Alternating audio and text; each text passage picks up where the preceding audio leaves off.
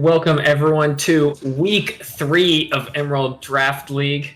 My name is Epileptic Unicorn. Joining me is Kamuchi and Galen, and we're gonna be going over some predictions and otherwise conversation while we wait for our first game of the day between Waffles and Bombers. So I guess let's start with the other games that aren't on stream today. Leviathans versus Pandas. What do you think? How do you feel this matchup's going to go? Kamuchi, you want to start? I went pure hopium with this one. I voted for Leviathans. I believe I believe they can bring it back. I know Pandas have been having a really rough start, especially with team wise, but currently they have a couple subs in there, so that could change anytime. There's been so many subs every time I make these predictions. just blaming the subs. Yeah. All right. On that note, I think I saw something about Pandas having a rather large change in their, not necessarily the roster, but in the positions they're playing. I believe Heroman is going top, and Sonic's going mid, and KYB is going jungle, if I recall correctly. Interesting. So I could about that. It could have some interesting effects in that game. What do you think about this game, Galen? I've got Pandas to win. I am not too sure how that roster is going to work. I know Heroman, at least in past leagues, didn't do too well in the top lane, but we'll have to see how it goes. It's definitely an interesting one. Pandas, I guess, not responding too well to their 0-2 week last week. I also had the Pandas winning this game. However, I'm not sure with all the subs. I'll stick with the pick. My original pick of the Pandas. But I think this is definitely matchup turned into a bit more of a toss-up with how the teams are deciding they want to swap players around. So looking at our game 2, it was definitely a lopsided prediction here from the community, with 100% of the people who submitted community votes voting for the Cheesers to win in their game versus Turniips. So Galen, how do you think this one's going to play out? Do you agree with the community? Yep. So agree with the community. I think Cheesers is definitely either the best or the second best team in the league. I think Turniips had a good week last week with the 2-0, but I still think they're not quite on the level of Cheesers. All right, Kamuchi? Yeah, but I personally voted for the Cheesers because they're just really aggressive. They have like this high action, high tempo games throughout these last 2 games, but a lot of their success was from NBK, and they currently have a substitute for the jungler this week for Scooter Sasha. It is important to know. Just to put some numbers behind the regression here. They are the only team last week that had a gold lead at 14 minutes above 1,000 gold. And they averaged 5.3 thousand gold lead at 14 minutes. So definitely putting a lot of pressure on the early game. I also expect them to do the same here and win this game. Even without MBK, I think Scooter slotting in has a pretty well-defined role to fill of, enabling his laners to play aggressively. So, especially with Turniips, I don't know. I don't even know who Turniips is playing on Turniips this week. They're changing rosters every week. So, I'm also going to have to give the win over to Cheesers. Hey man, the Turniips have an unpredictable draft. They either go really hard or go the exact opposite. So. All right, and finally getting to our first stream game of the day, we have the Bombers versus the Waffles, with the community voting 90% in favor of the Waffles. Kamuchi, if you want to start us off here. Dude, Waffles have always been looking really consistent. Every single draft, especially their ball lane. I know a lot of their especially the team captain, their balling, they say that they follow the draft and follow their plays based on their mid and junglers. But they've been performing extraordinarily well throughout their games, and so we'll see how well they can keep this undefeated. I obviously voted for the Waffles because they have such a good record and they have good team synergy from what we've seen so far. Yeah, I also voted for the Waffles. I think their drafts are just insane, and they play really well. I think Boostus has been a really good surprise for that team. He's been playing really insane, so I think that team is going to win pretty easily.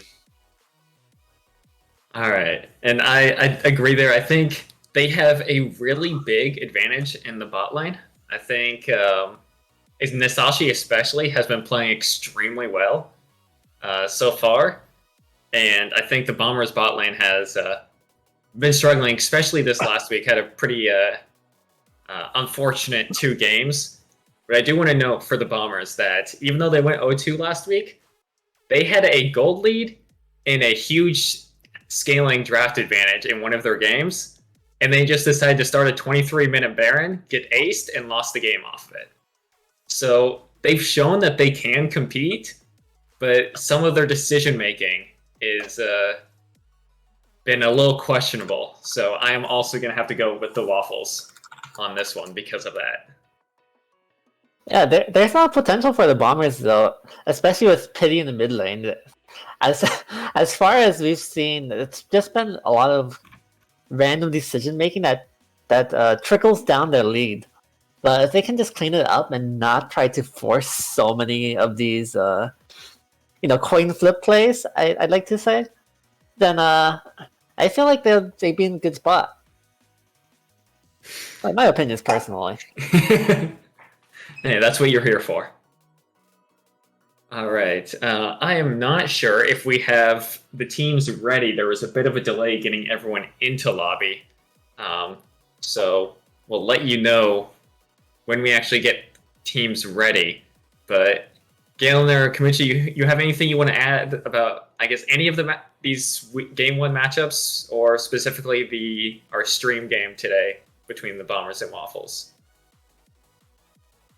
I think there's definitely hope for Bombers. I don't think it's as going to be as much of a stomp as like the predictions say, but I think the Waffles will come out ahead. But I think there's always a chance that the Bombers can win it. Pity is looking really good in the mid lane, so I think it's definitely doable. All right, and with that, it looks like we might be getting into draft here. So we'll see if the Bombers are able to pull off the upset, or if the Waffles are going to continue their undefeated streak here and go. What would this be? 5-0. All right, and see how the Bombers want to start off their ban phase here. Kamichi, what are you wanting to see from the Bombers in terms of their ban phase here in their pick ban to try and set themselves up for success here in this game? Well, we can guarantee that there won't be an Anivia. the Waffles have a substitute mid laner of Slowski currently, so I think that they want to more focus on one of the harder carries. I'd like to say I want to see them focus more on their ball lane. I want to see how well they'd be able to do and try to play around how much of the Waffle success, especially down in the ball lane. All right, well, seems like the Bombers completely disagree with you as they are continuing to focus the other side of the map, banning out the set and the Aatrox away from Lizzo. So deciding maybe they want to try and play through top lane here and getting Lizzo off something that he's more comfortable with. And Waffles is respecting Pity currently with the Vex band and the Ari band coming out as well.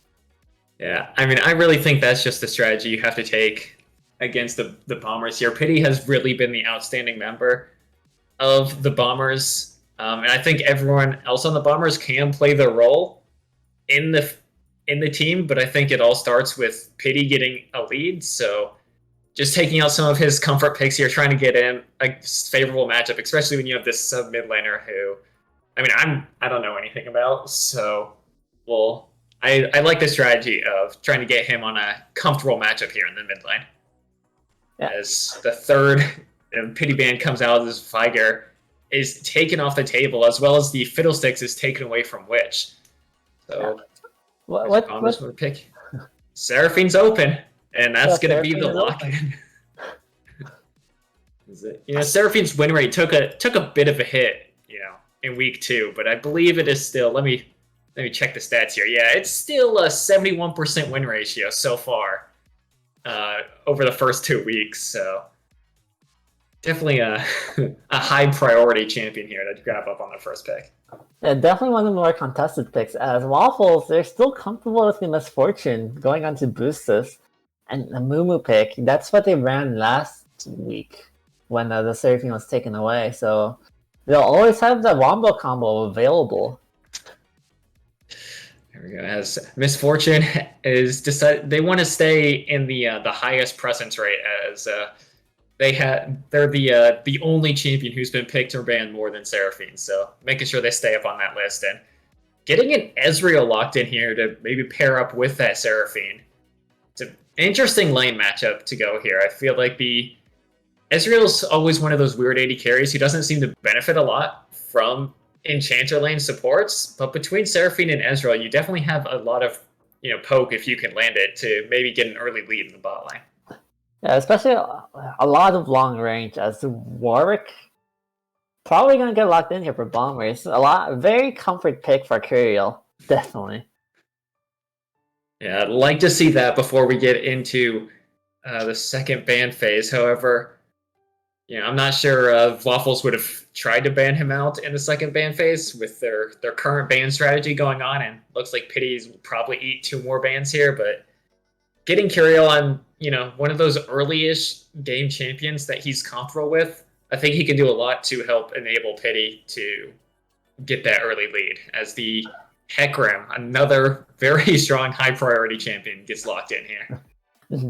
It's definitely going to look at the early game so far with drafts. Both of these junglers, I think they want to just go really fast and try to impact the lanes really early on, especially with what I was highlighting with the ball lane. Nasashi is again on the Amumu, and we saw some really nasty plays when we were looking over the VODs. Nasashi really helps enable his team's team fighting, so it's gonna be really explosive when he finds those angles. Definitely, we'll see if he's able to put up another performance like he did last week on the Amumu. Oh, but Waffles have deviated from their strategy. They've decided to only ban 4 of Pity's champions, and decided to ban the Tahm Kench last. Maybe saying that Pity can't play a 5th champion, so they don't need to ban it. But we'll see how well that plays out. You've never seen the Tahm Kench mid before? You never underestimate. I think if Pity wants to play a Tahm Kench mid, you are happy to let Pity play this non-hyper carry tanked fish in the mid lane. So, not sure that's quite that ban directed at him, but the Akali and Yone are banned out from the Bombers. So, getting rid of those 2 playmaking assassins off the board, as the Zoe is going to be locked in here. I believe that's one of Slowski's most played mid lane champions, so should be quite at home here on that pick. Yeah, Waffles really just said, hey, we'll just get a comfort pick for our top lane. And Slowski is feeling kind of confident, even though they had last pick, and now we'll see what Bombers want to choose. They have the Mordekaiser currently, and I wonder what Pity will have in his back pocket. Man, that Mordekaiser is a very interesting pick. It's one of those champions who I feel like is very hit or miss in matchups. They can have really good matchups or really bad matchups. So blind picking it here might be a little risky, but deciding that they don't feel like Lizzo can really counter that very well. So, and Pity's going to lock in the Lissandra to go into the mid lane. So, going to be taking on more of a utility setup player for this team instead of his typical, high damage backline mage that he has been playing. So we'll see if Bombers is able to execute that without having Pity as their reliable DPS in these fights. Yeah, there is a lot of magic damage coming out, as it's gonna be a Mundo coming up here. And instantly lock for a Waffle, so it's just gonna be full on Bruiser. It's battling it out. What do you think of the draft so far? Who do you think will have the advantage? I really don't like. I think Bombers draft is fine. I just don't like it for the Bombers because I don't want to see Pity on this Lissandra having to execute these fights in melee, and he's really going to be reliant on his team to put out a lot of damage. Lissandra's not one of those backline mages who can just really pump out the damage. And it's hard to see who's following up on his engage. With the Ezreal Seraphine, it's going to be hard for them to get past this, Mundo and Hecarim running in. And it's really going to be on the Mordekaiser to pull one of those tanks out and the Warwick to try and get rid of the other one so they can have access to the backline to follow up on Pity. But I think the Waffles, once again, just have a super easy comp to execute with this Amumu engage layered up with the bullet time. You have two big beefy tanks to stand in front, and then you just have the Zoe to poke over walls at objectives and just win fights before they start. So I definitely like the Waffles draft here. Yeah, I'd have to agree. We'll see how well the Bombers are able to execute in their team fights. Mordekaiser has quite a few targets to go after, especially when it comes to team fighting. So we'll see how much that impacts the eventual 4v4s. We'll see later on. All right, and with that, we are going to take a quick break, and when we come back, Ducky and Galen will be joining you for the cast of Game 1.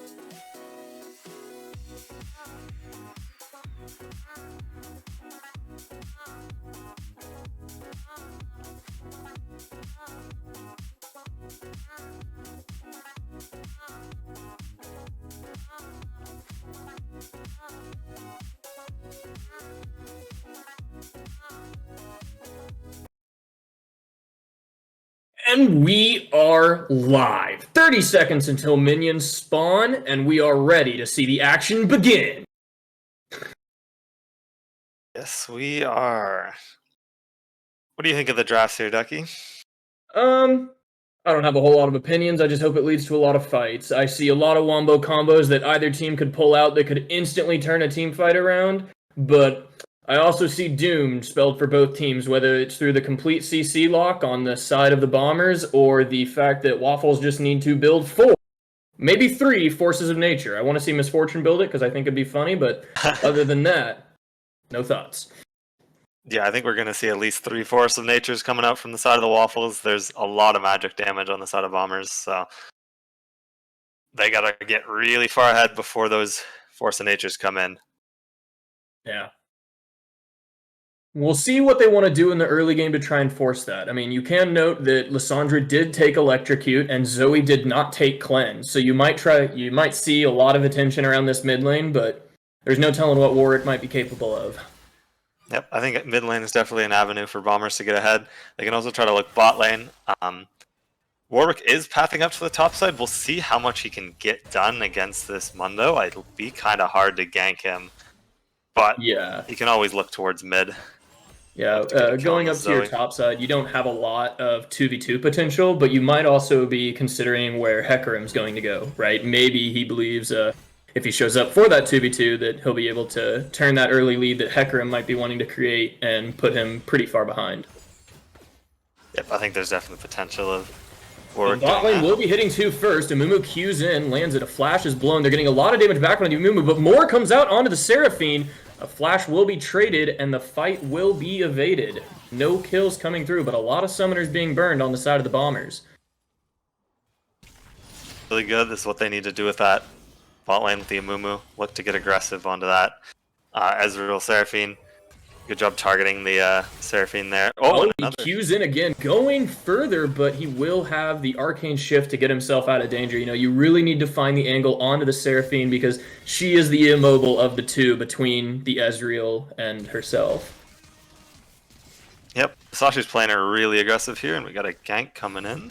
As expected, the Hecarim's looking for the angle, but Warwick's here. We're going to try and have Mordekaiser buy enough time. He uses the flash to redirect the kick from Hecarim, but maybe disengages further than he wanted. Warwick's there to cover, but no fight's going to come out as a result of it. Blue team mid laner, Lissandra, looking to come up and maybe help with this crab, but ultimately believes it won't be contested. Returns to the mid lane. Not a whole lot of action going on beyond that, and just another summoner blown. Yep, good flash from Kiev.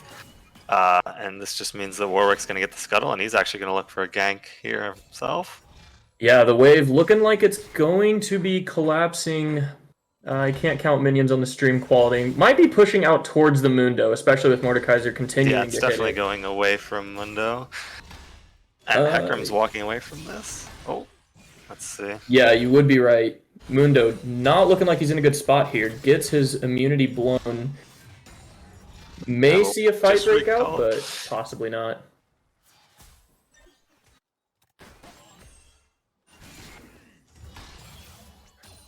Mid lane's looking pretty even as well. We're just kind of farming up all around the map. I think this state looks good for Waffles right now. I think Bombers have really got to try to get something done in this early game. Maybe look for some fights on the early Dragons, early Herald.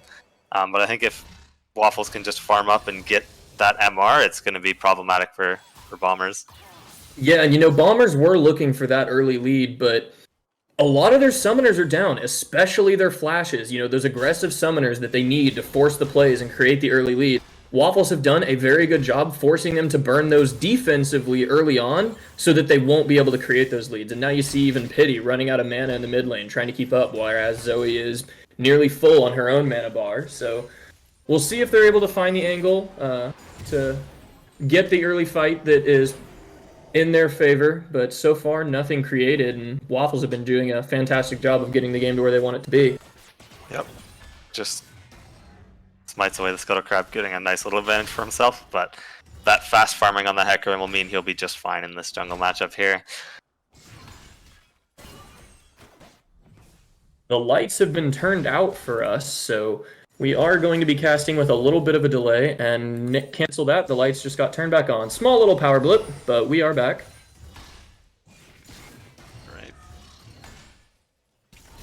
And we didn't miss much, just more farming. Sir, Lizzo looks like he's getting pushed in here, but he's doing a good job keeping up in farm, so can't be upset with how this is going. Yeah, Mundo Cleavers do cost a little bit of health, but you get quite the refund, but maybe not enough. Enough to survive. He will be taken to Detroit, or the Death Realm, as it is called, and he will not quite survive the fight with Mordekaiser. Mordekaiser comes out with a lot of bonus stats and a big shield. Hecarim deciding he doesn't want to walk into that. Does not have the guts to take that fight. And that is going to be a nice lead. Solo created by the Mordekaiser. Mundo missing a lot of creeps up there. Yeah, Mordekaiser is just a really hard champ for ganks to come in on. He can just take the ult, make it a 1v1 at all times. It's very hard to just gank him. Post 6, you gotta really look before then. Yeah, definitely. I'm going to see a dragon move by the Bombers. Warwick taking a lot of damage, but there's no one on the side of the Waffles to really pull the trigger, except for the Amumu onto the Lissandra. Lissandra gets the flash, gets a lot of CC down, uses the self-ultimate. A lot of damage coming from the Bombers as they pick it up. The Dragon's still shooting them, but they have enough health. Max falling, or Kirill, God, Warwick falling asleep, but going to be able to wake up, get stunned, gets taken out by a Hecarim, flying in out of nowhere. Hecarim, Dragon has not died. He goes for the finish, but won't be able to find it. The Bombers are almost dead. They manage to find the damage and bring down the Hecarim now that their Mordekaiser is here. Health bars are looking very low. Lissandra gets slept, but Zoe does not have the angle to come in and try and finish her off. Still going to be trying to take that Dragon. Will find the secure behind the safety of their very large Mordekaiser. But with Mundo here, Waffles may look for the angle on the fight. Mundo is able to soak up a lot of damage. Seraphine, now asleep, instantly popped, a lot of her health gone. And Misfortune will pick up that kill. Very nice setup by the Zoe. That's a really extended fight here. Bombers are going to come slightly out on top. This is what we want to see. We want to see them getting ahead in this early game, which is what they've done. This Mordekaiser is very strong right now. It's going to be very hard for this Mundo to keep up. Oh, and they might be looking to create more leads. Warwick coming in, bringing up the fear, burning the flash. Won't be able to chase Misfortune much further. Going to end up taking a little bit of damage as he walks perhaps a little bit too far, but should be pretty okay. Yeah, not saying this is really good for Bombers. We want to see them get ahead in the early game. They're about 1,000 gold up already. We need to see them keep to snowball this lead. But Waffles, not to be challenged, looking for another play. Amumu gets the stun. Warwick almost not able to pop his fear up. He manages to get it off. Buys a lot of time. CC coming down. Hecarim's very low. Tries to pick up a little bit of help, but Seraphine picks up the kill. Amumu, no damage coming in from him on this side, so he's going to be in danger. Not much tanking is left. Oh, but the Zoe with the Q from downtown going to take out the Ezreal. Lissandra's here now. Warwick is very low. Almost taken out by Zoe, but he will pick up the Misfortune. And it looks like they won't be able to take that fight much further as Zoe is able to find the disengage with her sleep. Another 2-for-1 here for the Bombers, looking really good here in this game. Yeah, they've managed to create these fights. They've managed to play them and execute them better, and they're up 1,000 gold as a result of it. Yep, Pity's up. A lot of CS in the mid lane as well.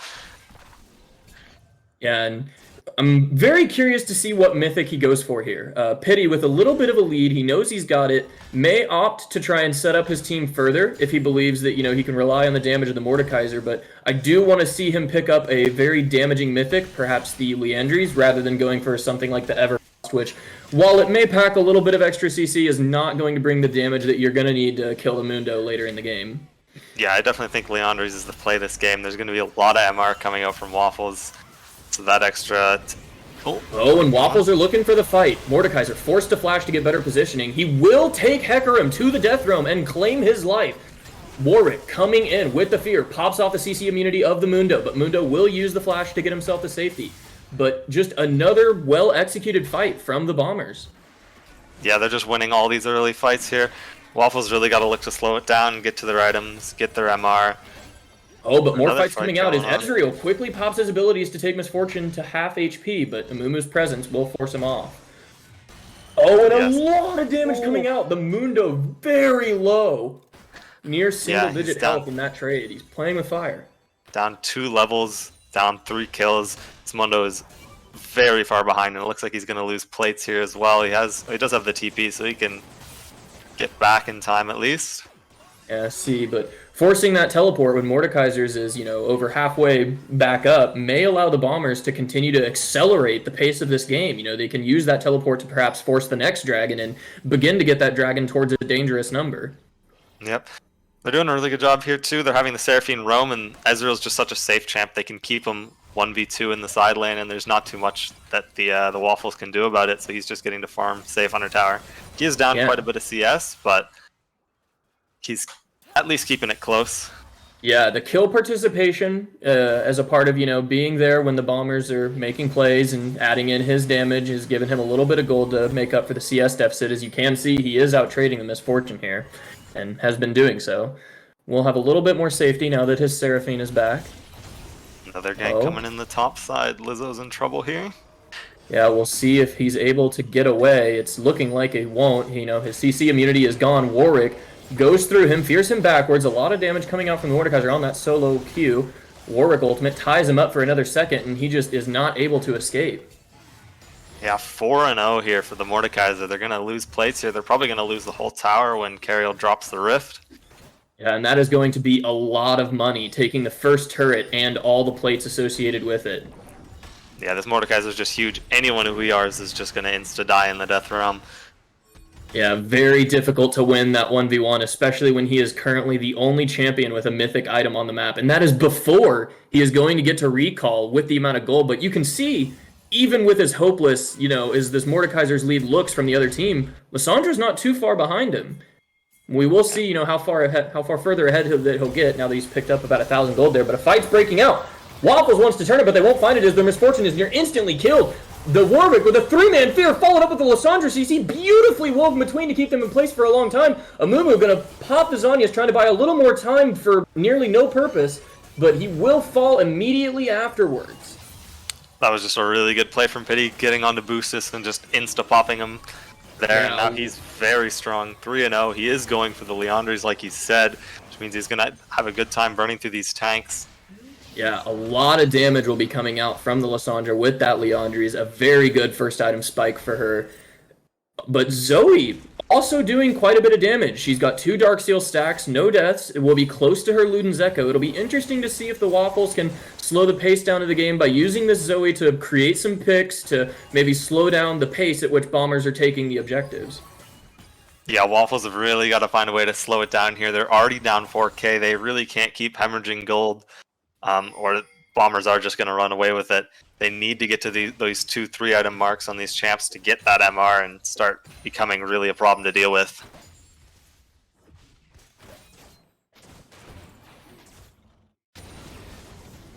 But it looks like we are going to sort of slow down for a bit with there's no objective up on the map. 240 is up on the Rift Herald. Bombers will probably look to take that.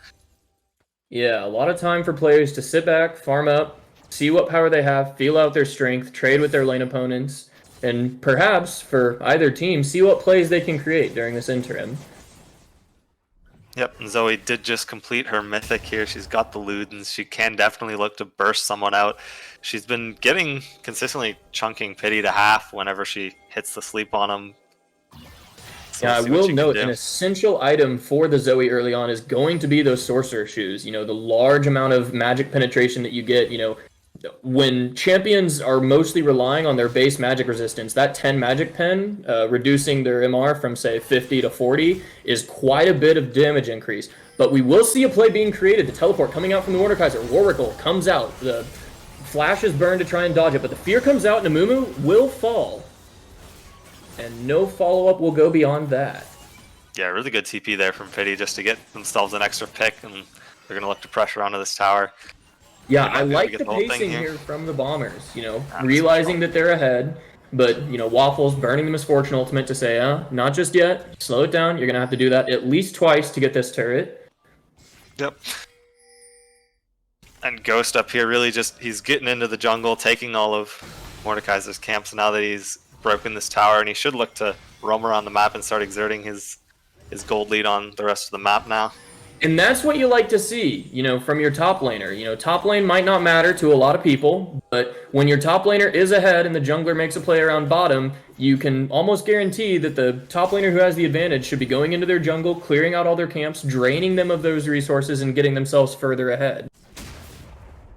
Yep, he's doing a really good job of keeping himself ahead. He did opt for the Sorcerer's Shoes, which is interesting. I don't usually see that on Mordekaiser. Yeah, typically Mordekaiser would go for those, you know, tankier choice and boots to ensure that they have the HP to survive in these fights. But with how far ahead he is, it might be a good call, you know, make sure that the early magic resist, working towards those Forge of Natures that the Waffles are going to be purchasing will be, you know, somewhat negated by the penetration from his boots. I do like the purchase. It is interesting, and we'll see how it works out for him. Yeah, I can definitely allow him to snowball harder as well with that extra damage. Oh, Pity going in for a trade, but maybe not realizing the Hecarim is there. Gets caught up in the sleep, and an 800 gold shutdown on the way to Hecarim. Teleport from the Mordekaiser is burned, maybe to try and help him defend, but it's too little too late. Zoe's damage just comes through so quickly that during the channel of your teleport, you're just as likely to die. Yeah, these Zoe picks are a really good way for Waffles to look to get back into this game. She does have just an insane amount of damage with the max range Qs. Yeah, and now Bombers are very anxious around this Herald. They were in position, they wanted to take it, but without their mid laner, they're very hesitant to start the fight or start the objective. Yep. Looking for a pick of their own, Zoe gets taken to the Death Realm while Warwick engages. Oh, Zoe was not taken to the Death Realm. Looked like Mordekaiser was channeling it, but perhaps Zoe blinked out of range with her flash there that is now on cooldown. So a Summoner burned, and the Herald will be started up. Yep, this should just be free for Bombers. It's not too big of a deal. It's just the second Herald. Waffles can afford to give it up. I don't want to have any other deaths going on, but it is a nice bit of gold. It's a bit of gold, Bombers. and it is a free amount of pressure created for this third dragon. A critical dragon for most teams, you know, puts you on edge to where the next dragon gives you the soul. So it forces teams to contest you at every Drake after your third. Then we might see them use the Herald now instead of saving it for when dragon spawns. Gonna try and knock down mid turrets, maybe get that mid lane pushed out, and then try and take dragon on the retreat. I would have liked to have seen them use it at the same time, you know, force Waffles into a choice. Do we contest the Drake or do we save our turrets? Yeah, I agree. A little bit of a fight brewing, but nothing fully committed yet. Poking away at each other. You know, and there is a lot of poke between these two comps. You have the Misfortune, you have the Zoe, and on the other side, you know, you've got a lot of spells coming out from Seraphine that are decently long range, as well as the very classic Ezreal, putting down a lot of damage with his Mystic shots. Seraphine has finished the Moonstone though, so this kind of poke from Zoe is going to sort of get healed up from this Seraphine, unless it lands on her and she dies, but... An aggressive Arcane Shift, but Waffles aren't in position to punish it. Oh, Ooh, but Nisashi goes in with a large Amumu ultimate. Curse of the Sad Bullet Time comes through and wipes out Seraphine. Amumu will die and pay for it. And Misfortune will die on the back end from Mordekaiser. A lot of damage coming out from Warwick. Might finish off the Zoe, but with one hit point, she manages to survive. And at the same time, Mordekaiser's Pity still is alive? brought down by Hecarim. An absolute spread out bloodbath in the river. Ends up being a 2 for 2. Another aggressive Arcane Shift, trying to find the damage on the Hecarim, but it's not quite there. Mordekaiser's a little low, but Mundo is getting a little bit aggressive. Now that the tank and the damage have been reunited, we'll see if they can find it, but Zoe lands a very long-range bubble, winding up with the flash! Oh, and it comes through, and Ezreal falls down to the burst damage! Mordekaiser trying to do what he can, but he's going to be brought down, not able to get through either the Hecarim or the Mundo. That was just a huge engage from Nasashi to start that all up. And then just really well played from Slowski to hit that extra sleep to get the last couple of picks here. Yeah, very well played by Waffles. You know that as a group of 5, Bombers are probably going to win. You know, they have the bigger pocketbook. But when you spread those fights out, create the situations where you have an advantage, play around your Zoe bubbles and pick them apart and pick them off, that you can win the fight. And Waffles proving that by coming up huge in this fight. Yeah, and the gold is like basically dead even now. 300 gold lead for the Bombers. Their advantage has kind of all gone away at this point. This Hecarim is just absolutely huge. Yeah, very large Hecarim, going to be instrumental in winning them the further fights, you know. Able to create that space for his Zoe, allow her to find those picks, but without being able to take the dragon from the last fight, all 10 summoners are going to be recalled, and we are ready for another river showdown. The objective is started up by Hecarim. See if Bombers can find the angle to engage it. Ezreal going to be burned early, just to check. Looks like they're going to be taking the blast cone over with a surprise engage. They cone over, 3 in the pit. Lysandra goes in and finds the CC, but isn't able to ult anybody. It decides to ult herself. A lot of damage coming out. Dragon is low. Kyriel comes up with the smite to secure the Drake. Pity falls to Misfortune. A lot of gold being tossed around as that Hecarim is shut down. Mordekaiser falling very low, not able to pop off the shield. It is a 3v3. Mundo on the backside of the fight, trying to take out the Seraphine, won't find the damage down. Misfortune coming through with more damage, almost taking her out, but he will die to the Mundo. Oh, and Ezreal will fall to Seraphine as well, as everything is falling apart for the Bombers. You were able to secure the Drake, but at what cost? Oh, the bubble just going to miss. And Warwick will be the sole survivor and attempt to hold this mid lane turret, and quickly decides that that is beyond his capabilities. Gets put to sleep for his troubles. Oh, and Zoe is almost able to find the damage to kill him for it. Zoe's damage is just insane at this point in the game. She's got 2 items, 10 stacks on the Darkseal. It's 4 kills for the Waffles. Just really looking to get back into this game now. Got shutdowns on the they got the shutdowns in the prior fight, and they were able to recall and come back and use that extra gold they had to win another fight on the dragon. Yeah, but unfortunately, although they won the fight, they were not able to secure the dragon. So Bombers maybe have an opportunity to secure themselves the soul on the next dragon, even if they're just going for the steal. But the Mountain Soul, maybe not the most powerful soul for them, but it will protect them a little bit from the poke. You know, that shield can be the difference maker between Zoe one-shotting you and having enough time to press your buttons in return. Yeah, that was huge from Kyriel to get that. Really saved them from just a disastrous play otherwise. Yeah.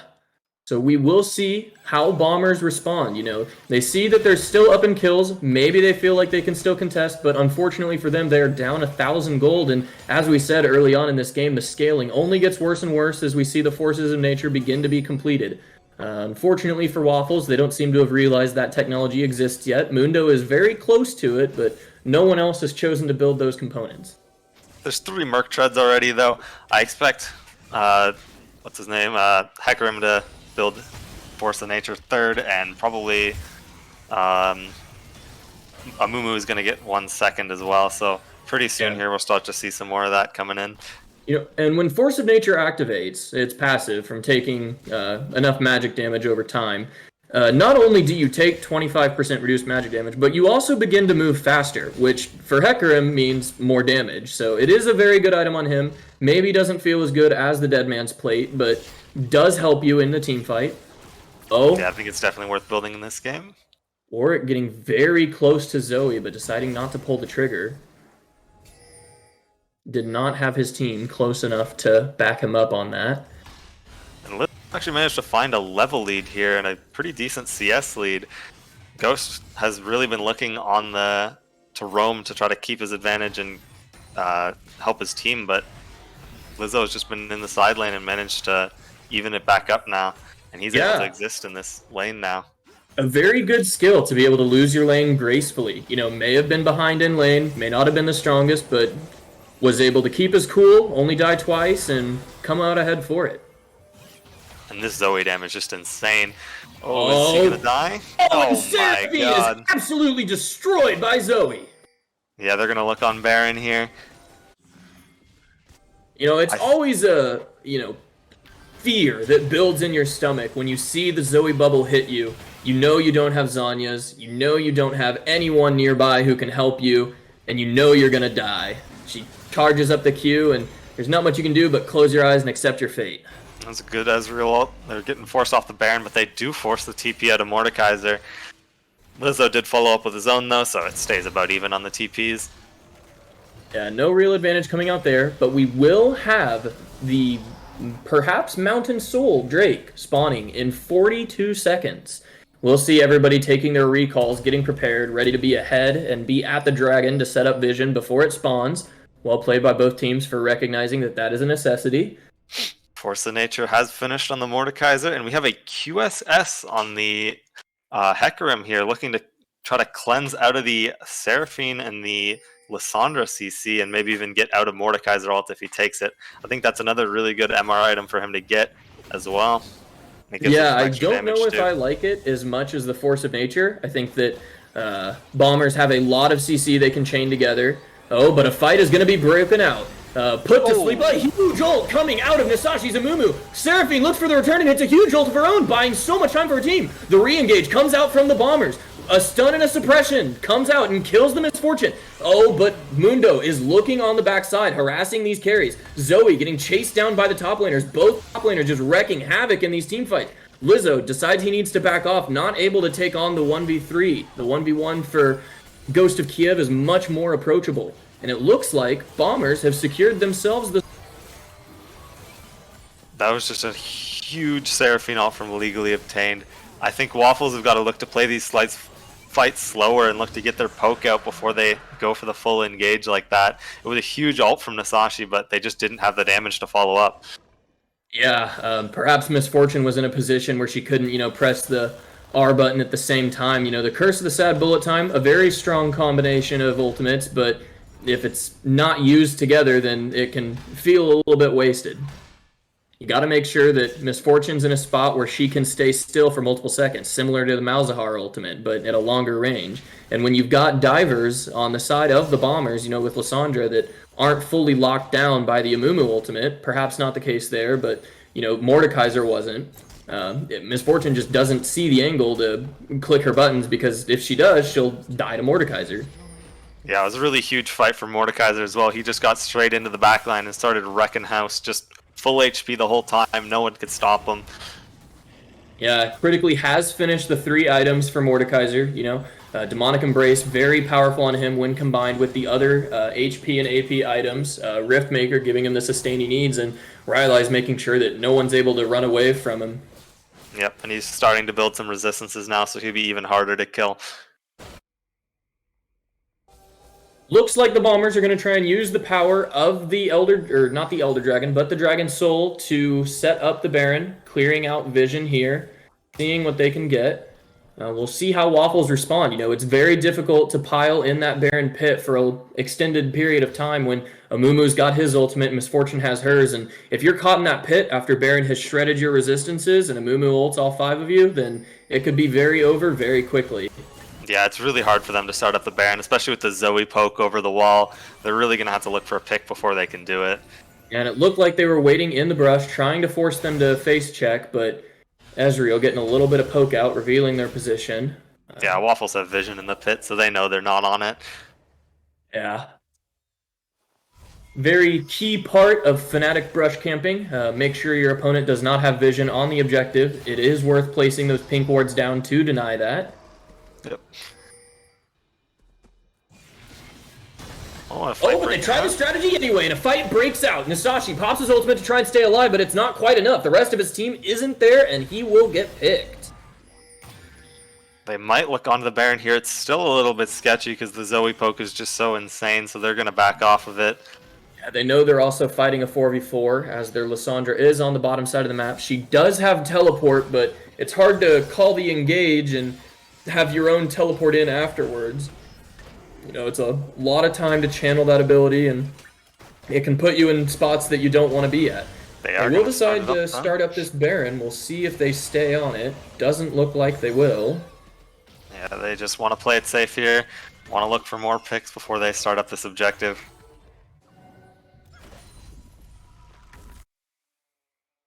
Pity is just looking in the bot lane, trying to get vision set up, looking for some sort of flank to see if he can get the picks.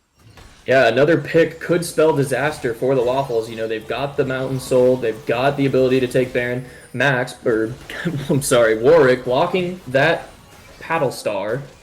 Gonna save a lot of Mordekaiser's hit points. Yeah, he's done that a few times now, just blocking the Paddle Star for Mordekaiser, just keeping him healthy.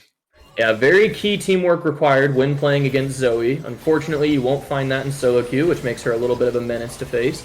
A fight breaking out as Mundo walks into him. The bullet time comes down, a lot of damage coming through. A big ultimate coming out of the Seraphine, but it won't be enough. They trade Hecarim's life for it, and the fight will be disengaged from there. Yeah, just trading support for jungler here. I think it's definitely worth for the Bombers. They can maybe even look on to the Baron now, since there's no threat of a smite from Witch Hat coming in. Yeah, and illegally obtained has just been massive on this Seraphine. Maybe not with the flashiest of plays, but 2 team fights in a row landing 4-man, if not 5-man ultimates. Yeah, his ults have just been insane. Zoe trying to come down with a bit of damage, won't find it onto the Lissandra who's asleep, but will find it on the Ezreal. Ezreal forced to flash. Pity coming in with a lot of damage, but he's going to be stunned up before he can ult. He gets put to sleep. His health bars will be saved by his teammates, but Mundo on the backside of that fight, able to chase down the Ezreal. Pity eating some plants to try and stay healthy. Maybe won't realize that he's in danger. Oh, and he goes down! But they're so low, and the Warwick's here with the bonus attack speed to clean them up. Mordekaiser gets the slow, and Warwick gets the kills. Oh, nope. Lissandra from the grave will pick that last one up. Thank you, Leandries. Flash ult from Mordekaiser. He's just going to kill Boostus here. He's pretty much stuck. Buying a lot of time with his summoners, but will be woken up by 2 more people in his face. Not what you want to see. Maybe just better to let your flash stay up and know that you are very, very doomed no matter what you do.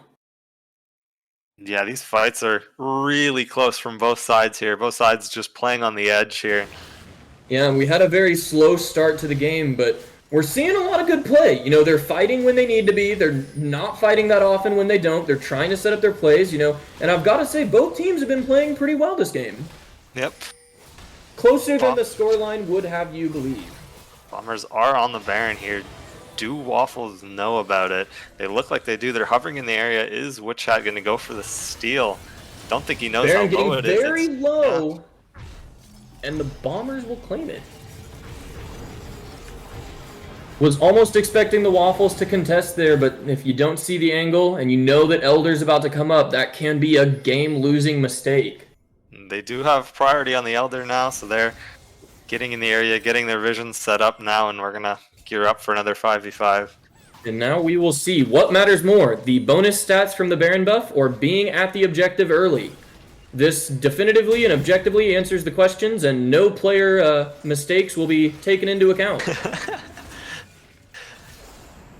All right, let's see. They do have the Scuttle Crab here. The extra movement speed's really helping them out.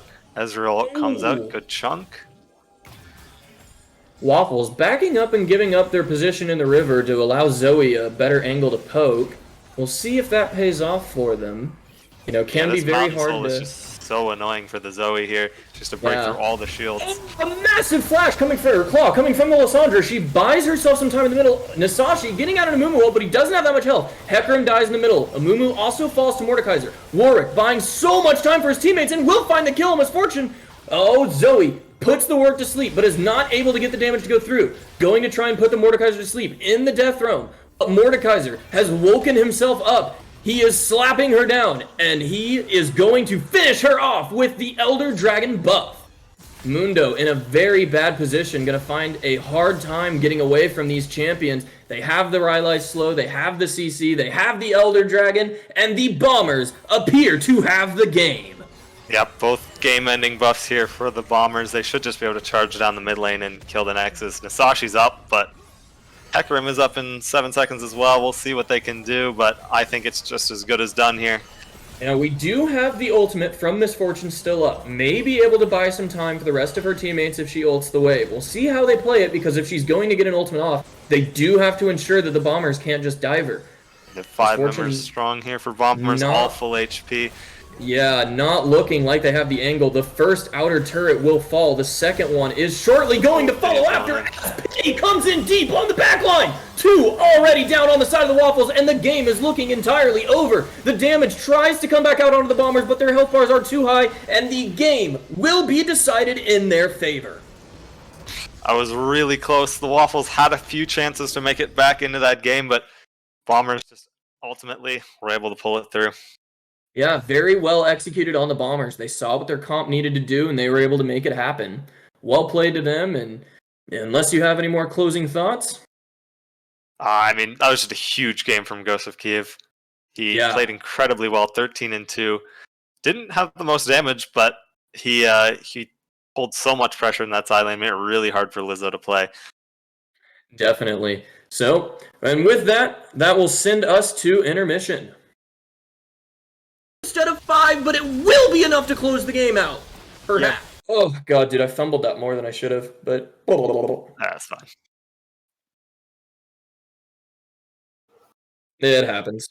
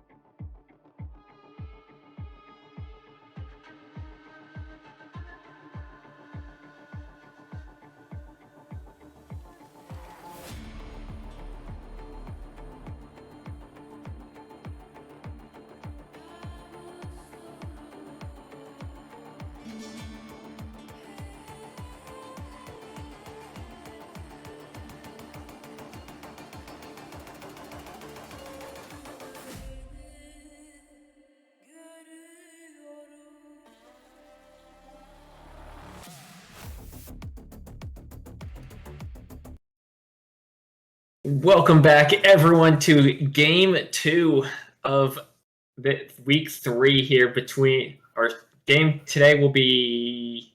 It's Leviathans versus Turniips. But let's go ahead and get some predictions and thoughts on the other two games that are going to be going on here. We'll start with Bombers versus Pandas. The community vote, dead split, 50-50 each side. What do you think about this matchup, Galen? I'm actually going to have to flip my prediction from what I said on the preview after watching Bombers last game and knowing that Ixie's not playing for Pandas, so I'm going to have to vote for the Bombers this game. I think they played insanely well last game, and I think they can definitely beat the Pandas. All right, covering both bases here. You know, you're always right. No You're way always I could be wrong. All right, how about you, Komochi? Yeah, my current vote is still the Bombers for this game. If they lose this game, then they're the ones going to be ruining my predictions. You know, I'm confident in every other prediction, but this one has now coin flipped. All right. Well, I again picked the Bombers before this week. I feel like despite their 0-2 performance last week, I think they definitely had chances, and I felt like they could win one of their games. I was not expecting them to win their game versus Waffles, but after that, just gives me some more confidence. I think everyone played extreme. I think it was a massive step up from basically everyone on the team playing well together. But few fumbles in that first game versus Waffles, but. Yeah, they really cleaned up their game. It's really nice to see them finally get the groove on. All right, and the other matchup of this week is the Cheezers versus Waffles. I believe that are going to be the winner of this one. I believe is going to take sole possession of first place. If I know my standings. Yes, you are correct. That's going to be a deciding game for first place currently. All right. Well, I'm not sure if Lap is playing this game. I know he was saying he was going to drive 100 miles an hour to get back home from Worlds to make it in time. Not sure that's going to happen. I believe in the banter channel, he did say that he is back home.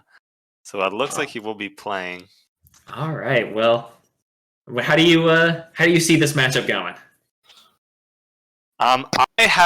The community was very much toward the side of the Cheezers, but I doubted the Waffles a bunch of times in the prior 2 weeks, and I was wrong, so I am going to go with the Waffles this week. Fair enough. What about you, Komuchi? I'm on the opposite side of the spectrum. I like the Cheezers playstyle a lot more. Just one of the reasons is because they're more decisive in their playmaking, and the other one is just how hyper aggressive they are. They really like to snowball things out of control, and as we saw, the Waffles lose the early game.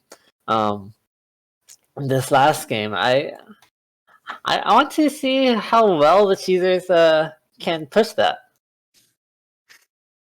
All right, I also picked the Cheezers to win this game, despite MBK being out. I feel like they have a very strong team individually across all their players, and I think they have a very good idea of how they want to play through the game.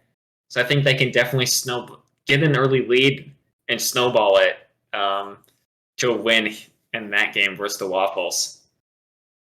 And finally, we come back to our stream game 2 here between the Leviathans versus the Turniips, with the Leviathans coming off of a rather statement-making Game 1 win, and the Turniips not having a lot of success in their loss versus the Cheezers.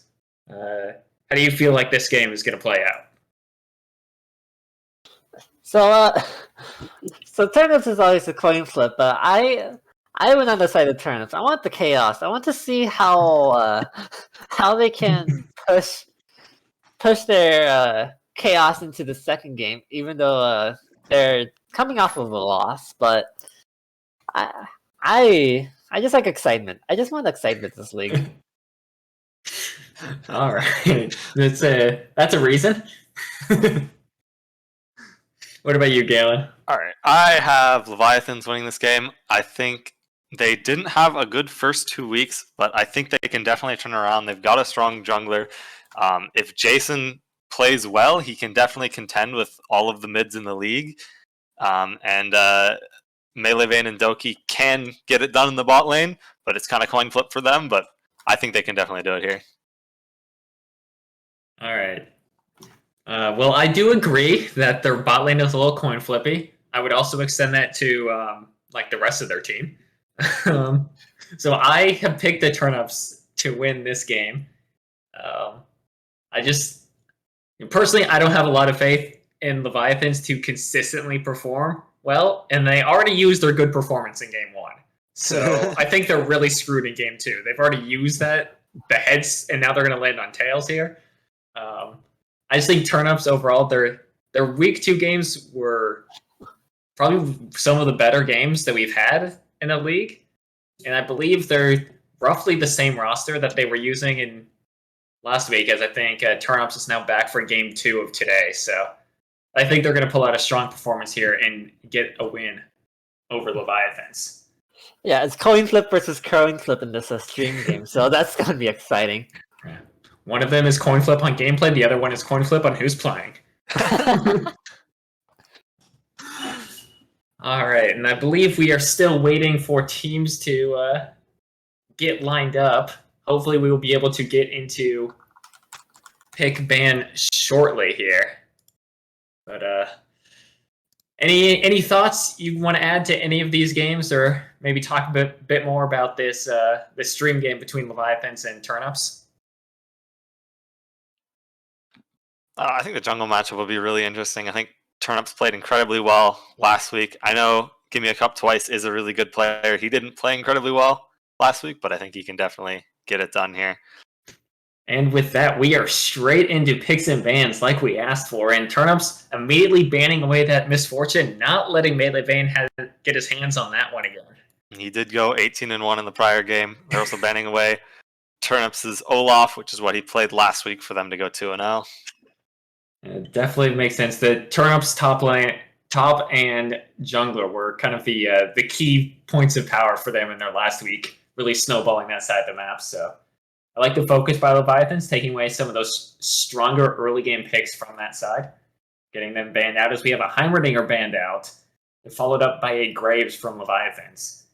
You know, I'm not sure who the Heimerdinger player is on Leviathans. I don't know who plays Heimer. I mean, it sounds like a Jason kind of pick to me. I could also see Doki pulling it out, you know. Yeah, the Heimer support, I could see that. Yeah. No flash Heimerdinger support. See how it could go wrong. So perfect pick. Yeah, it's a good strategy by Turniips not letting Doki get his hands on that one, as the set is also going to be banned away from Tucker here. So a little bit of bans sprinkled all over the place. No one really getting focused out like we saw in our last game. And we'll see what the last ban is. It is 3 jungle bans here. Really afraid of Turniips here. All right, and the Diego is interesting one, but I'd immediately lock in that Maokai. Yeah, Maokai is just such a powerful champ here. He's a 3-way flex, just incredibly tanky in all roles. He's really good power pick here.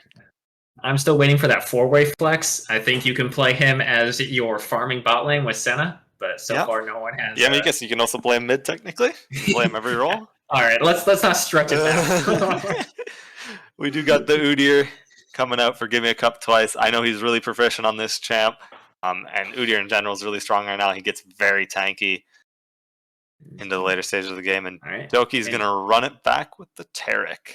Just locking in the Taric. He decided that playing only Maokai for the exhibition and week 1 that's enough, and he's gonna be a Taric one trick, and we'll see how long that lasts. But the Kaisa and Victor are locked in for Turniips, so some pretty strong, late game scaling for the Turnip Tots damage dealers, but might have a bit of a rough time in the early game trying to get there.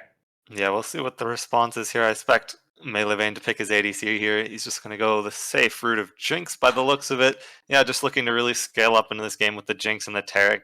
Look to get in those late game team fights and have a lot of pressure there. Yeah, that can definitely be a nightmare. The ulted Jinx, and you're just sitting there. What do I do? As you just get rockets to the face. Yeah, and the Udyr running in, giving you the Taric stuns, bringing the invincible Udyr into the backline with the Taric ult is going to be a bit annoying.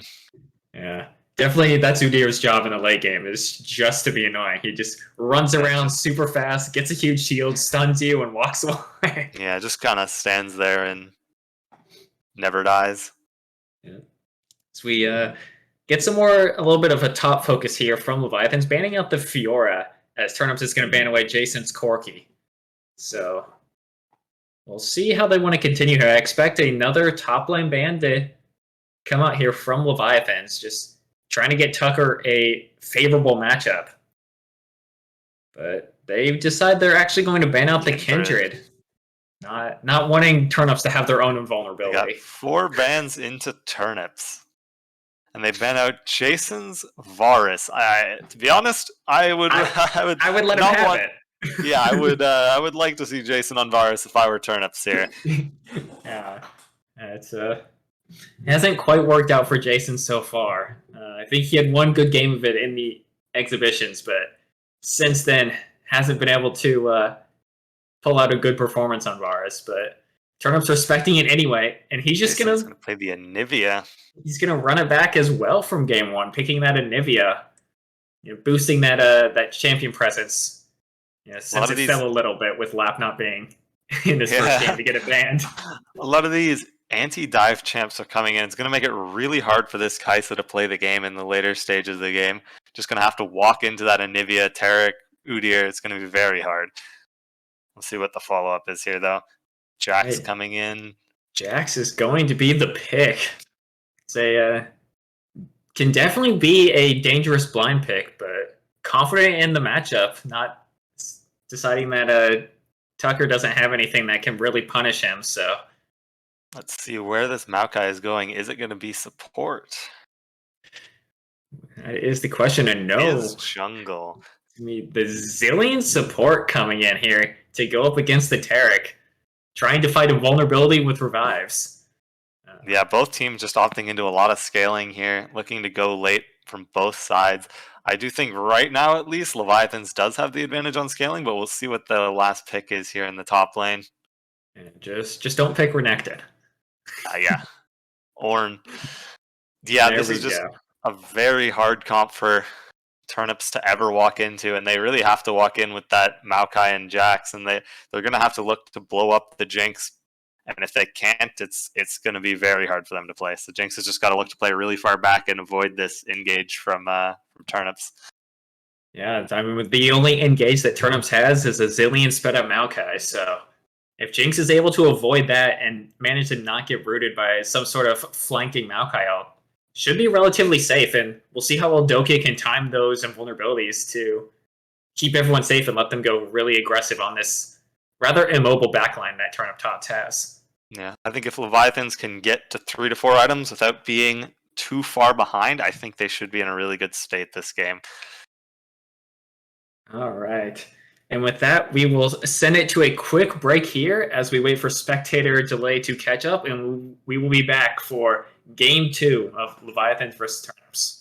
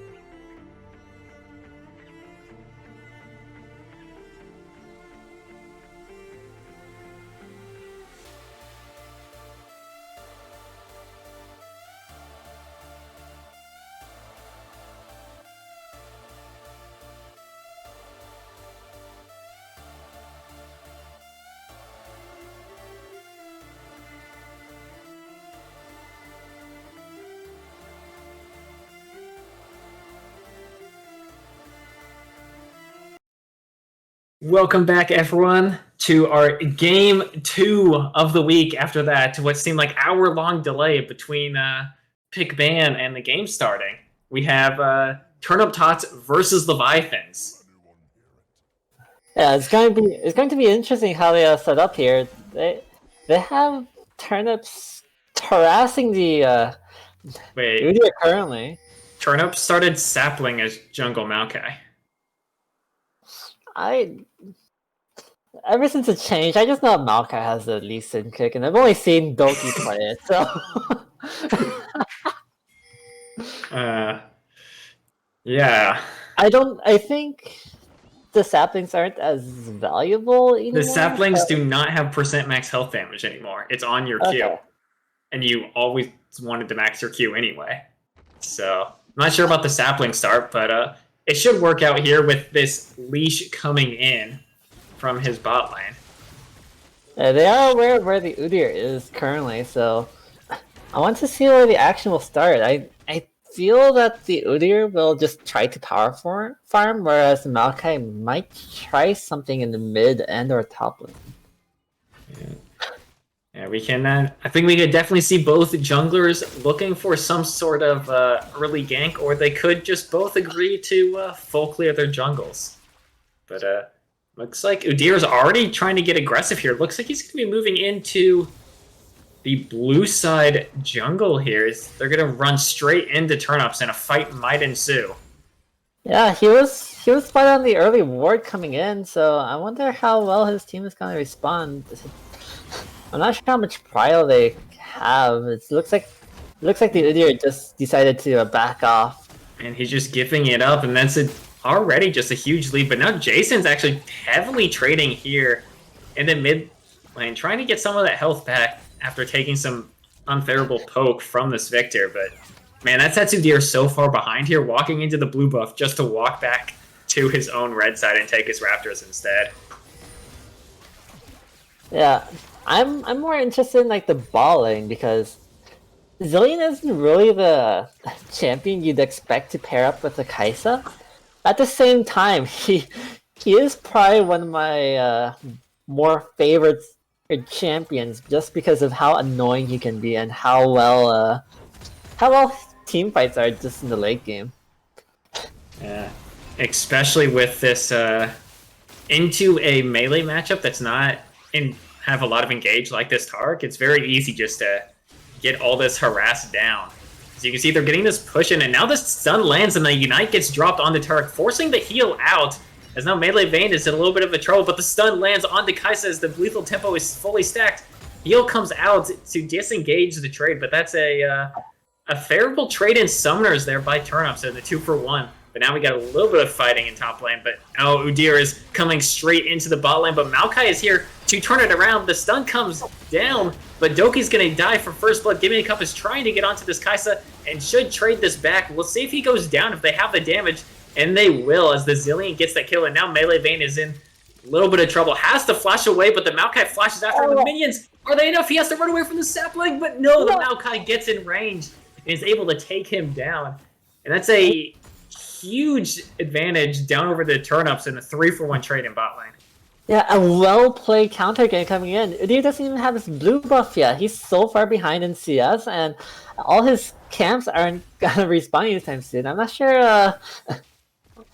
how aggressive that would have played out for them. I just realized that Tarek went to heal Ignite instead of any kind of flash, so Doki is really just cementing his playstyle. Yeah. It didn't really allow him to do anything in the ball lane early on. Doki firmly does not believe in Flash, and I don't think anyone can convince him that a Flash is useful. But going back to the Udyr, it's a very weird pathing he tried to take. He went from his red buff, tried to steal the enemy blue buff, wasn't able to. So went back to his Raptors, and then went to the enemy Krugs into a gank on bot lane. So yeah, he doesn't even not have the optimal path. He doesn't even have any of the scuttles. Doki is once again really deep, has no summoners now, and man. just gets insta-blown. Doki, once again, just being too aggressive there. It's definitely something Leviathan lacked last week while he was out, but hold that thought as we get a trade coming into Down here is the flash forward by Tucker, forcing the flash out of Jax. 1Q, but it's barely going to get the leap strike out in time to get away, and that's both flashes down on top lane. Man, that was close. Yeah, but probably underestimating the controller you see it not being able to pull the trigger fast enough to leap strike. But now the early dragon is going over to Turniips, and there's just been a lot of action and high tempo for the Turniips, especially in the bot side. So I want to see how they're able to capitalize. Tucker might be in a bit of trouble here, but shouldn't be in too much trouble as long as he backs away. He doesn't have enough mana for a combo, but now Udyr is coming in, and the Jax is already TP back. If he takes a bad trade here as the ult comes down, he has no flash, gets interrupted on the leap strike. The counter strike comes out to try and buy time. Is it going to be enough? As Leviathans goes under tower, but barely lives. And that is hugely punishing for the Jax. Just TP back to lane and now dies and loses that huge wave. Yeah, that's really unfortunate. You really don't like to see that.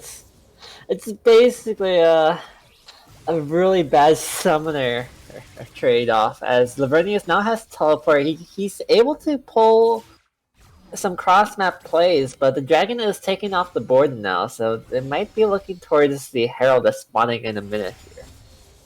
Yep. With that while that whole thing was happening, Tots was able to secure the first dragon, and you look down here at this bot lane, and they've really gotten a lot of harass down, really harassing Melee and Doki out of this lane, and denying a decent amount of CS so far. And I mean, this wave is pretty much being held even for now. We'll slowly push in. Let's see if Turniips can actually come down here. By the time this crashes, maybe they can look for a dive and deny this Jinx, who still doesn't have flash back up. But if we look at across the rest of the map, it's pretty even so far in that mid lane. Lots of trading coming down here in top lane, and now Udyr is back. The knockup is going to land into the passive proc. Jax is going to pop the ult to try and live. He's going to leap strike away, but I don't think it's going to be enough, as the Udyr is just going to run him down with that ghost. And another kill over to this Ornn, as Jax goes down once again. Yeah, Jax is in such an unfortunate spot. The wave stay is so bad for him. He was trying to push into the tower before the Udyr came back, but you know, it's just a really easy repeat gank for the top side. And now some plays are gonna be lost. Where do you think? I feel like Turniips needs to pull some more focus in to help their Jax, as he's one of the bigger scaling side laners as the game goes on. Yeah, they're definitely looking to see Turniips trying, he has been involved, but it's mostly been around that bot side skirmish. We'll see if he can, try and help out any of his other lanes. His mid lane's going pretty fine, as to be expected in this Victor and Nivea matchup, but I'd like to see him trying a little bit more attention up in top lane, at least to shadow these ganks, if nothing else, just to protect this Jax. But I do like the Ornn build here. You know how all these 80 assassins, all they build is longswords? Well, all the Ornn builds is cloth armors. He's already bought, what is this? He's bought 4 cloth armors so far? Five cloth armors so far. He has the Warden's Mail, has the Bramble Vest, has another cloth armor in his back pocket. You always have to have one. Yeah, we'll see if he goes for a Tabby's next item. But here comes the Maokai here, trying to land up on a gank here, but Tucker is able to just dash out of there and deny any of the trade, and still trading very aggressively in this minion wave on Jackson. And with how much armor he has already, the Jax is really going to start struggling here in this lane. But Jason's got to be real careful. Still has his passive up, but is getting poked down a lot. So the Victor ult was committed for that, so Jason should just push out this wave and recall here. But actually building up a decent CS lead. It was even like a minute ago, and now he's up 10 CS, but gets his recall stopped in. Looks like he might lose this next wave. Actually, he's staying, and he's got to be careful, but his bot lane and jungler are moving up. So see if the Victor pays attention, as it's going to be a gang bang in mid lane. As the Ornn comes in, the Taric ult is popped and misses the stun, but they're just committing under this tower. The Taric is tanking, but the gravity field is good and stuns them up. And the Jinx Rocket just a little bit off target. So Victor is able to live in that 1v4.5. That was so many ultis used. Dragon is coming up. They don't have any of these ultis because Taric ult early on is such a long cooldown. They don't have the TP anymore from the Ornn to break him down with the with his ulti, and they also tried to use Jinx to stack onto the dive. So it should be a more resource-heavy fight for Turniips if Leviathans even want to try to contest this dragon. And I like this here. They're just dropping Herald in mid lanes, saying you have to answer that. You can't even look to come in the river. Bot lane already has Prio. They should just come up here and secure this pretty easily here. As Udyr's looking for something up in top lane, but Jax is playing respectfully enough so far. And Udyr might not get anything out of this, but as I say that, Jax is walking up. He saw the Ornn back off, and he thinks he's safe here. We'll see if he takes the Leap Strike in. If he doesn't Leap Strike in, he should be fine with his flash still up. But that's going to be the knock-up landing, but the Counter-Strike is going to come in. But they're just committing into the tower anyway.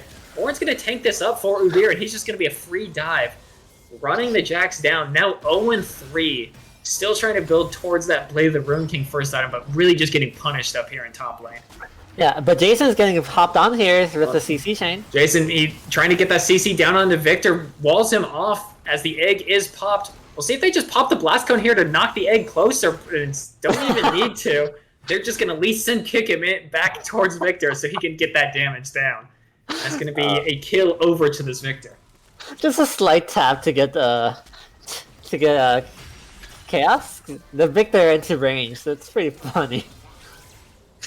Yeah, you could have just hit the Blast Cone as soon as the egg popped, but oh, the stun is going to land onto mid lane Vayne. The slow follows up as well, forces the flash out, but the Kai'Sa ult follows up, gets this full stack of the Plasma procs in to execute, and that's both summoners down on Jinx, and he goes down anyway. Yeah, that was just a nice 2v2 play. The Malphite wasn't able to get in range, but now once again the Jax is just... Oh man, Jax already used Counter-Strike, now he's used his flash. I think he's going to be fine as the Udyr just makes sure he walks into turret, but they're looking for a dive here on Doki. He does have the ult, but if they could just burn that, that's a huge cooldown win. As they're going in for it now. Maokai's tanking, is going to have to back up here. The Jinx ult not finding the right target, and now a late TP coming in from Jason. Going to have to be a bit careful here as the wall comes out, but the stun secures him in. Turniips just buying time for his team. But no, the Kai'Sa tries to come in, trade this kill back, and has to flash away. Can Jinx clean this up? Is it going to be able to find the chase down? Is this not going to find the zap cooldown? And that's going to be a kill donated back as they try to go a bit too aggressive on the Zenivia.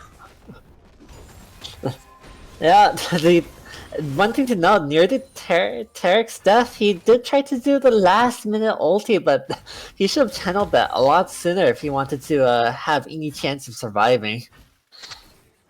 Yeah, and like you said, with that cooldown being so long, that's really rough, and this Victor is actually just farming plates with the help of the Herald. He's already gotten 4 plates in mid lane.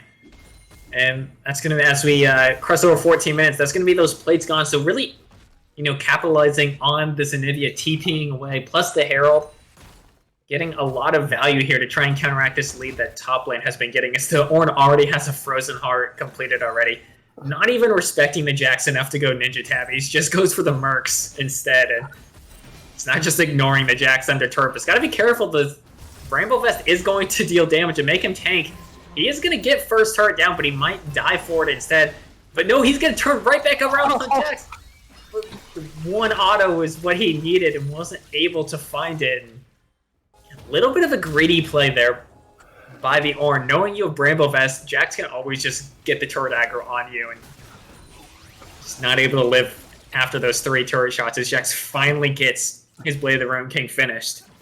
Yeah, it's gonna take a really long time for this Jax to be able to farm up and get any items. He's been camped so much, but currently, Turniips has been doing really well on objectives. They're currently trying to set up for the Herald, it looks like, with Turniips' positioning, but a teleport coming in from Ornn?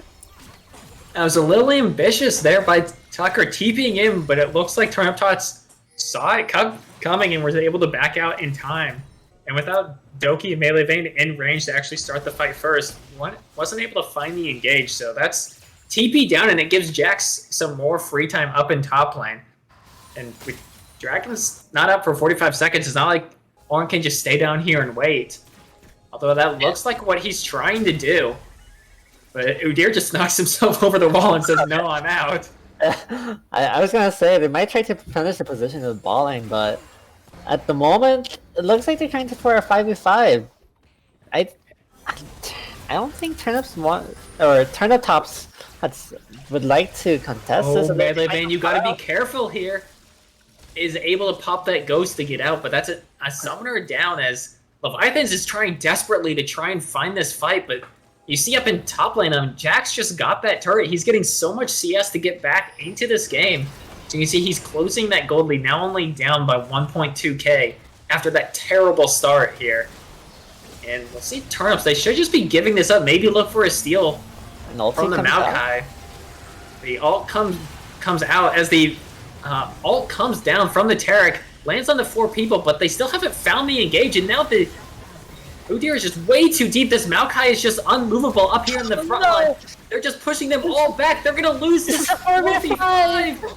No, as the Kaisa just cleans up the fight with a triple kill. All the while, Jax is just pushing up in top lane, and that's just a huge throw from the Leviathans, not being coordinated in that fight.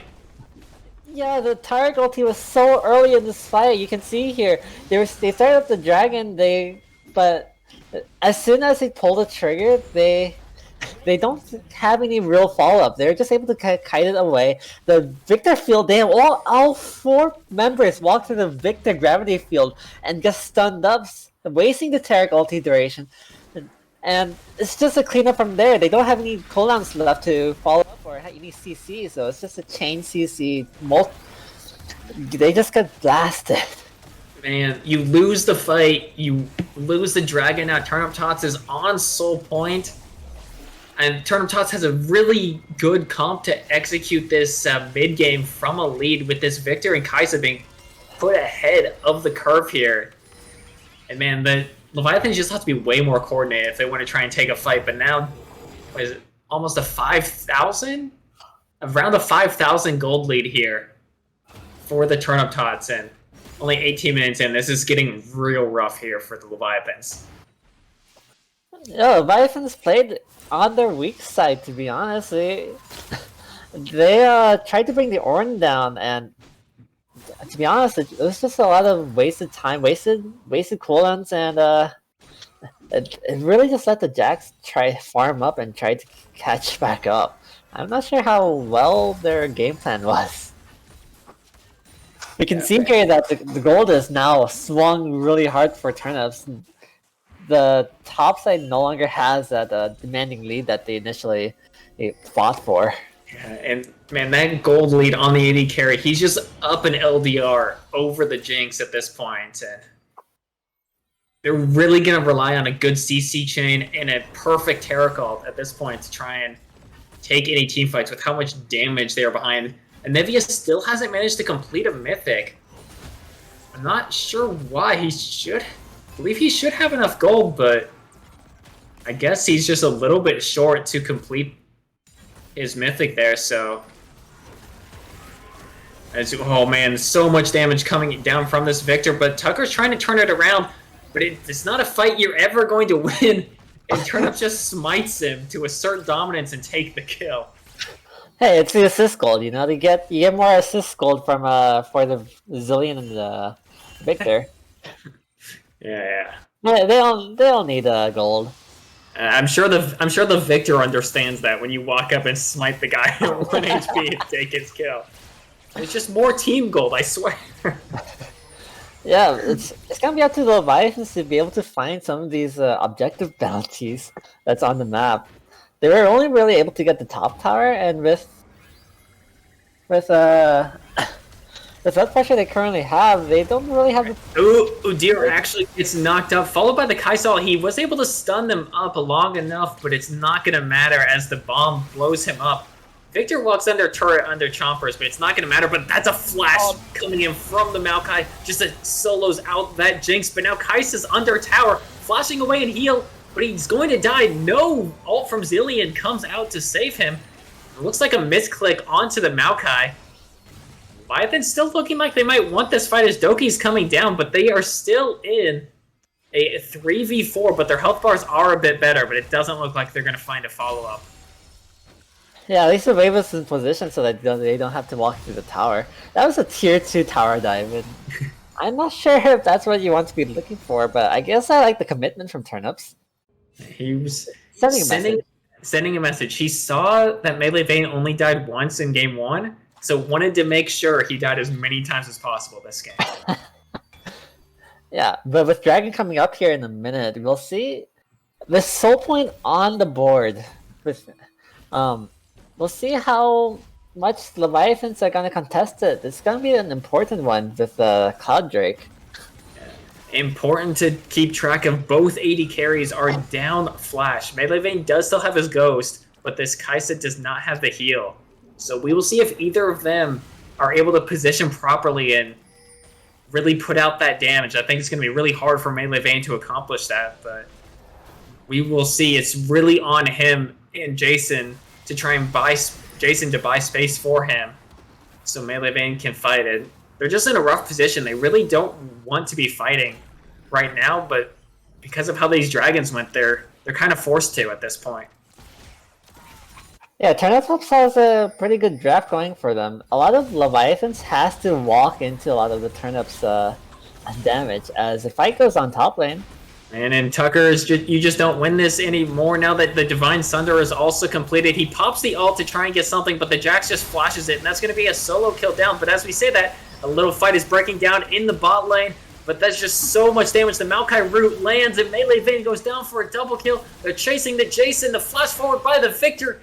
He's able to pop him into egg form, and now they're going to secure that in a triple kill, going over to this Kai'Sa.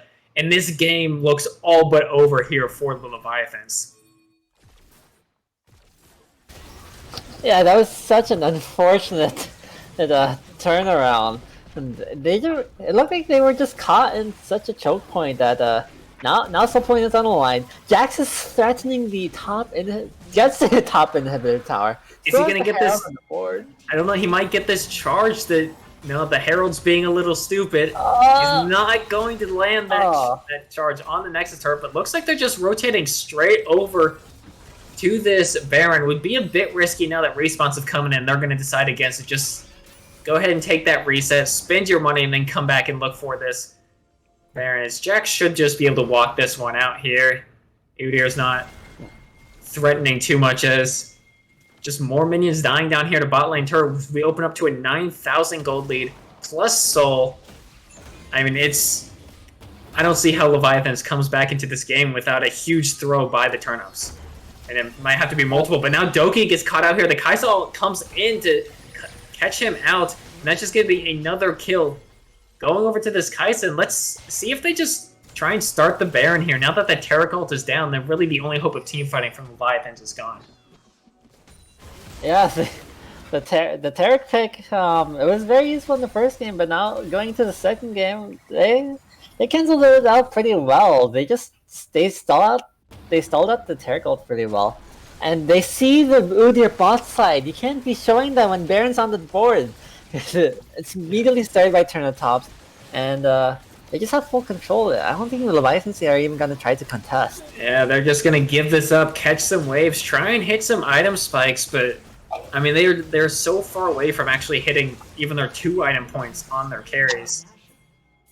It's going to be rough here now fighting against Soul and this Baron buff, and we'll see how well they're able to hold. But now Gimme a Cup is walking straight into the Maokai. Some good damage is coming out. The Maokai ult follows up, lands the root, and he's actually just going to go down. But now Maokai's in the base, knocks the Anivia out of the base, and that's going to be another kill over to this Victor. This Maokai just takes no damage from this Jinx. He literally doesn't care. Just standing in front of him, taunting him. Oh, and no. now the Victor comes in to secure the kill, and this might just be the end of the game as Tucker and Unaware are fighting down in bot lane, but it's not going to matter as Turniips just look to force the end of this game, winning off this Baron buff. As just Doki is here to try and survive. He drops the Taric ult, but it's not going to be enough. Not even going to land in time. Oh, just trickling down. It's doomed. It's going to be a sub 26-minute victory for Turniip Tots, bouncing back from their Game 1 loss here and really putting a statement win in Game 2. Yeah, they saw how fast the games were last week, and they wanted to try to break the record for Emerald League. All right. I think that might. I think the previous fastest.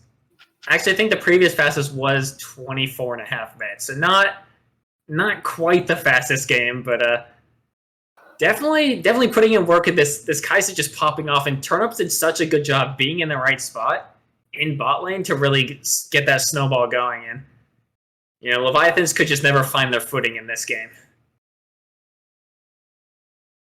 All right. And with that, we're going to take a quick break. And when we come back, we will have an After Dark stream where we are going to be joined by Boostus and Witch Black Mass after.